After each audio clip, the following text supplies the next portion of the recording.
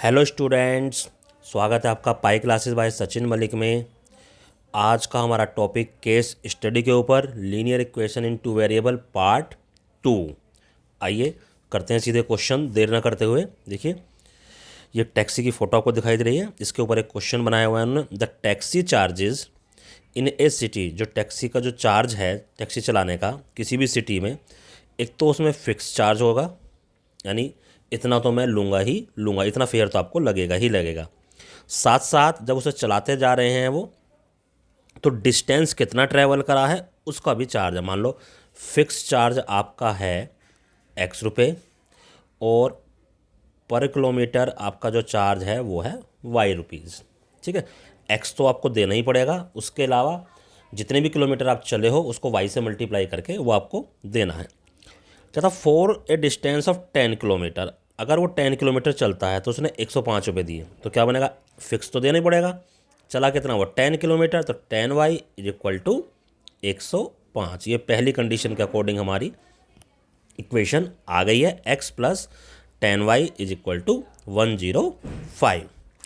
ऐसे ही second equation के अकॉर्डिंग अगर 15 किलोमीटर चलता है तो 155, तब क्या बनेगा, x plus 15y is equal to 155। ये हमारी सेकंड इक्वेशन के अकॉर्डिंग बनी है। तो this is first equation and this is second equation. आइए चलते हैं, अब देखो क्या क्वेश्चन पूछा जाएगा। देखो पहला क्वेश्चन वही, क्या निकल के आई थी हमारे पास पहली इक्वेशन, ये वाली, तो x plus 10y is equal to 105 first condition के अकॉर्डिंग पूछ रहा है। ऐसे ही सेकेंड कंडीशन के अकॉर्डिंग पूछ रहा है, तो ये क्या निकल के आई थी हमारी second question, x plus 15y is equal to 155। अब आगे जो क्वेश्चन है कह रहा है उसमें फिक्स चार्ज बताओ कितना है, यानी कि जो हमारी दो इक्वेशन आई हैं x प्लस 10y बराबर 105 और x प्लस 15y बराबर 155, ये फर्स्ट इक्वेशन, ये सेकंड। अब इन दोनों इक्वेशन को सोल्व करना है। सोल्व करना आपको बेटा आता है एलिमिनेशन मेथड से। अगर आप केस स्टडी सीख रहे हो तो उससे पहले आपको ये चीज़ तो आती ही है एलिमिनेशन मेथड से। अब इन्हें सोल्व करके देखो x का कोफिशिएंट सेम है, y की वैल्यू निकाल लेंगे माइनस करके, और y की वैल्यू किसी में भी रख के हम x की वैल्यू फाइंड आउट कर सकते हैं। अब इन्हीं के ऊपर क्वेश्चन है, आगे चलते हैं। देखिए नेक्स्ट क्वेश्चन है, what is the fix charge. ठीक है, तो फिक्स चार्ज आप चेक कर लेना। फिक्स चार्ज का जो आंसर है वो है इसका ₹5। एक्स और वाई को सोल्व कर लेना, यानी एक्स की वैल्यू जो आएगी वो 5 आएगी। फोर्थ का आंसर आपका ये आएगा, यानी वाई की वैल्यू जो आपकी आने वाली है वो 10 आने वाली है। अब कहता है 25 किलोमीटर का क्या चार्ज होगा, तो हम ऐसे बना लेंगे इसको, 25y is equal to x की वैल्यू 5, 25 गुना 10, तो 5 प्लस 250 क्या आ गया, 255 इज द आंसर। तो इस टाइप से ये वाला हमारा केस स्टडी का क्वेश्चन कंप्लीट होता है। देखिए ये है नेक्स्ट क्वेश्चन, कहता 5 ईयर हैंस, यानी अब से 5 साल बाद, the age of Peter will be 3 times of his son. ठीक है, पीटर की एज हमने मान ली क्या, x, और सन की हमने मान ली y। ठीक है बेटा, पीटर की x प्रेजेंट एज, तो अब से 5 ईयर हैंस, तो 5 ईयर में इसकी एज क्या हो जाएगी, x प्लस 5, और बेटे की हो जाएगी y प्लस 5। तो पीटर की जो है 3 टाइम्स, यानी ये वाली जो एज है ये 3 टाइम्स है इसका, तो इसको हम 3 से मल्टीप्लाई कर दे तो बराबर, तो x plus 5 3y plus 15, 3y को इस साइड ले आओ, x माइनस 3y, 15 माइनस 5 10, तो this is the answer. Second वाला आंसर आ गया। नाउ आगे क्या था, Peter age was 7 times that of his son 5 years ago. ये 5 ईयर एगो की बात हो गई। अब तो 5 ईयर एगो में इसकी x माइनस 5 होगी और ये y माइनस 5 होगी। अब ये 7 टाइम्स है इस टाइप से, तो x माइनस 5 7y माइनस के 35, चलो इसको इधर लिया है, x माइनस के 7y माइनस 5 उधर चला जाएगा, माइनस के 35 प्लस y माइनस के 30, तो first one is the answer. इन दोनों इक्वेशन को आप सोल्व कर सकते हो। इन दोनों इक्वेशन को आपको सोल्व करके क्या करना, x और y की वैल्यू फाइंड आउट हम कर लेंगे, फिर उसके ऊपर क्वेश्चन पूछे जाएंगे। देखो जैसे पहला ही क्वेश्चन ये है, क्या है कि the present age of the Peter, आप इसको कैलकुलेट करके निकाल लेना, ये आंसर इसमें 40 आना चाहिए। ठीक है, तो ये इजीली आप निकाल सकते हो। और फिर पीटर के सन की एज पूछी गई है, ये हमारा ऊपर वाला इसका 40 आएगा, एक्स की वैल्यू 40 आएगी, आप कैलकुलेट कर लेना उन दोनों इक्वेशन से, और वाई की वैल्यू हमारी 10 आएगी। कहता है the difference between their edges will never change. Difference का मतलब जैसे इसकी 40 है और इसकी 10 है, तो इनका डिफरेंस क्या है 30, ये कभी चेंज नहीं हो सकता। चाहे 5 साल पहले चले जाओ, मान लो 5 साल बाद में गए तो ये 45 हो गया, इसको गए तो ये 15 हो गया, चेंज नहीं हुआ ना। इनके बीच में डिफरेंस कभी चेंज नहीं हो सकता, ये सही बात है, true, the difference between never change. ठीक है, तो इस तरह से बेटा ये वाला क्वेश्चन भी कंप्लीट होता है। थर्ड क्वेश्चन कहता है ratio of income of 2 person, 2 आदमियों की जो इनकम है उसका रेशियो दे रखा है। ये पहला आदमी मान लिया, ये दूसरा आदमी मान लिया, तो इनका रेशियो क्या है, इनकम का रेशियो, ये इनकम का रेशियो 9:7, यानी इसकी इनकम हो गई 9x और इसकी हो गई 7x। रेशियो को जब भी हटाते हैं तो कोई ना कोई हम कांस्टेंट लगा लेते हैं। और एक्सपेंडिचर का जो रेशियो है, एक्सपेंडिचर का है, तो ये हो गया हमने 4y और ये हो गया हमारा 3y। दोनों की सेविंग जो है वो 2000 रुपये है, ये इनकम है, ये सेविंग है, तो 9x माइनस के 4y इज इक्वल टू 2000। ये पहले आदमी की इक्वेशन बनी सेविंग के अकॉर्डिंग, भाई इनकम में से एक्सपेंडिचर घटा तो सेविंग आ गया। ऐसे 7x में से 3y घटाओगे, 7x माइनस के 3y, ये भी हमारा क्या आ गया, ये भी हमारा 2000 आ गया। तो इसी के ऊपर अब क्वेश्चंस पूछे जाएंगे। तो देखो क्वेश्चन क्या पूछे गए हैं। पहला क्वेश्चन है कि पहली कंडीशन के अकॉर्डिंग स्टेटमेंट बताओ, ये क्लियरली आपको दिखाई दे रही है। आइए नेक्स्ट पे चलते हैं। नेक्स्ट थी, अब फिर से इसी के ऊपर क्वेश्चन पूछे जाएंगे। What is the value of x, solve कर लेना। एक्स की वैल्यू आएगी तुम्हारे पास थर्ड वाली, यानी तो 2000। वाई की वैल्यू तुम्हारे पास आएगी सोल्व करके 4000। ठीक है बेटा, तो ये ध्यान रख लेना, आपको बस इतना ही ध्यान रखना है और सोल्व अपने आप करना है। तो वाई की वैल्यू बेटा मैंने आपको बताई थी 4000 और एक्स की वैल्यू कितनी आई थी 2000। अब कहता है मंथली इनकम बताओ। मंथली इनकम क्या क्या थी भाई इनकी, 9x और कितनी आई थी 7x आई थी। ठीक है, और एक्स की वैल्यू हमारे पास 2, तो ये हो गया 18000 और ये हो गया 14000, तो 18000 14000 पहले वाले में ही है, तो दिस इज़ द आंसर। चलिए नेक्स्ट क्वेश्चन करते हैं। ये कोई मैथ की कोई बुक है, कहता है, अब इसको थोड़ा सा और ऊपर ले लेते हैं। ये कहता है in a text book it is given that sum of 2 digit number. देखो जब भी 2 डिजिट नंबर होता है तो उसमें एक तो यूनिट प्लेस वाला होता है और एक टेंस प्लेस वाला होता है। तो यूनिट प्लेस वाला तुमने x मान लिया, टेंस प्लेस वाला तुमने y मान लिया, तो नंबर क्या बन गया 10y प्लस x। तो पहली कंडीशन में कहता है किसी नंबर को उसके डिजिट को रिवर्स करके अगर हम जोड़ें, तो डिजिट को जब रिवर्स करके करोगे तो नंबर बन जाएगा 10x प्लस y, और इसको आपस में ऐसे ऐड कर लेते हैं तो 66 आता है। तो ऐड करो भाई, ये 11x प्लस के 11y is equal to 66। 11 common ले लिया, x प्लस वाई 66, 11 से काट दिया 6, तो x plus Y is equal to 6। The algebraic representation of the first condition, पहला ही आंसर इसका आ गया है।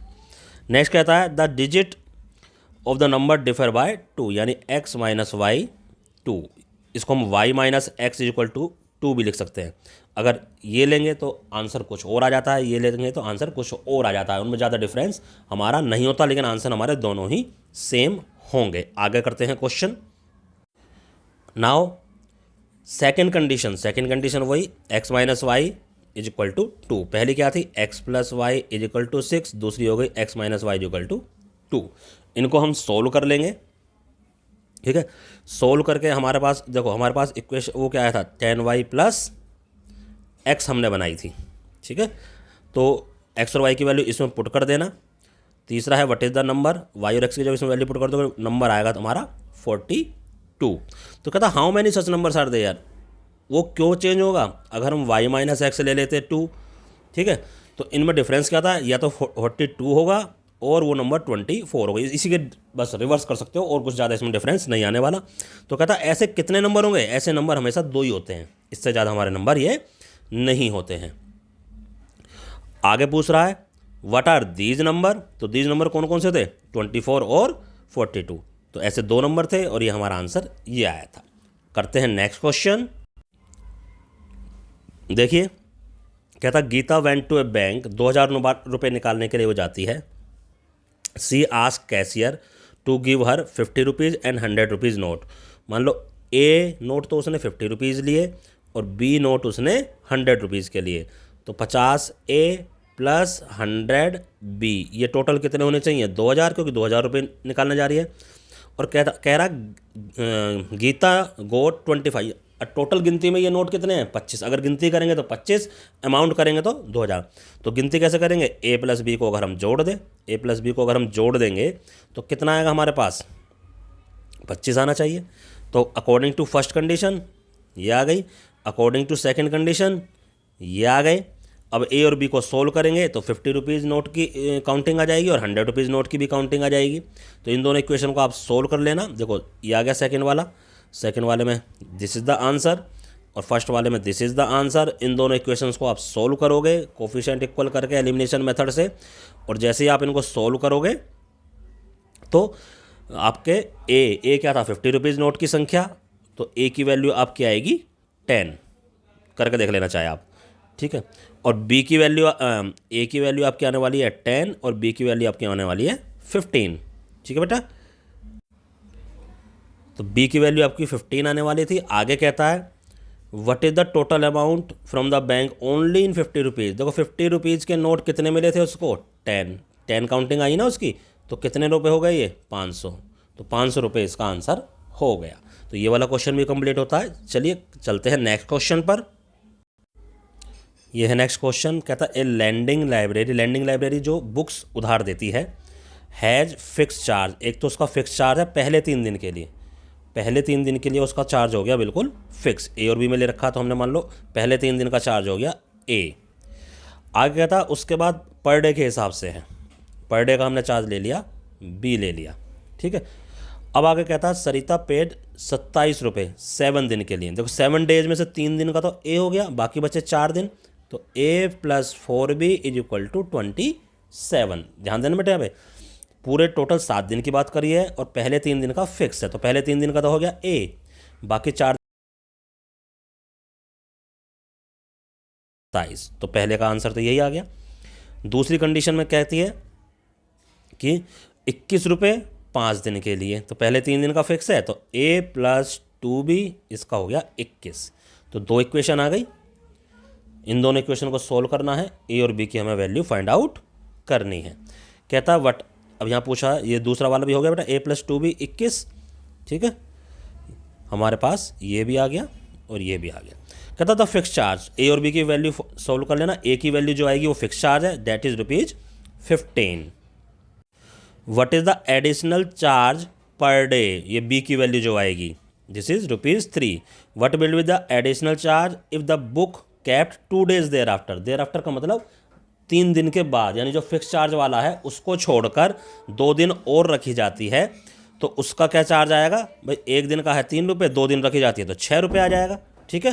चेक करते हैं नेक्स्ट क्वेश्चन।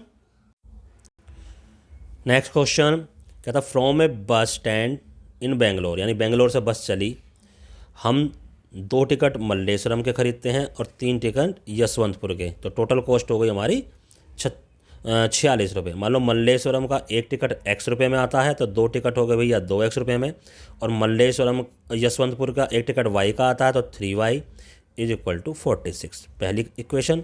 दूसरी, अगर 3 टिकट हम मल्लेश्वरम की खरीदते हैं और 5 टिकट यशवंतपुर की खरीदते हैं तो 74, तो ये बन गई 2 इक्वेशन। तो पहले का आंसर ये और दूसरे का आंसर फर्स्ट, ठीक है। इन दोनों इक्वेशंस को सोल्व कर लो, किसी भी मेथड से सोल्व कर लो। x की वैल्यू आपकी आने वाली है 8, यानी मल्लेश्वरम का किराया आपका हो गया 8 रुपये, और y की वैल्यू आपके आने वाली है 10, यानी कि यशवंतपुर का किराया हो गया आपका 10 रुपये, ठीक है। तो अब यही क्वेश्चन आगे पूछे जा रहे हैं। ये देखिए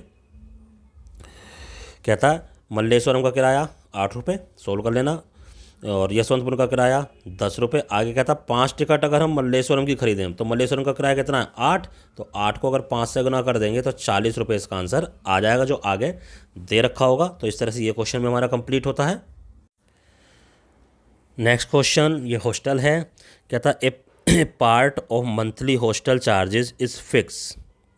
ठीक है, मंथली जो चार्जेस लिए जाते हैं हॉस्टल में उसका एक पार्ट तो है बिल्कुल फिक्स। ये वही फिक्स और उस वाले चार्ज के ऊपर हम कैसे क्वेश्चन पहले भी कर चुके हैं।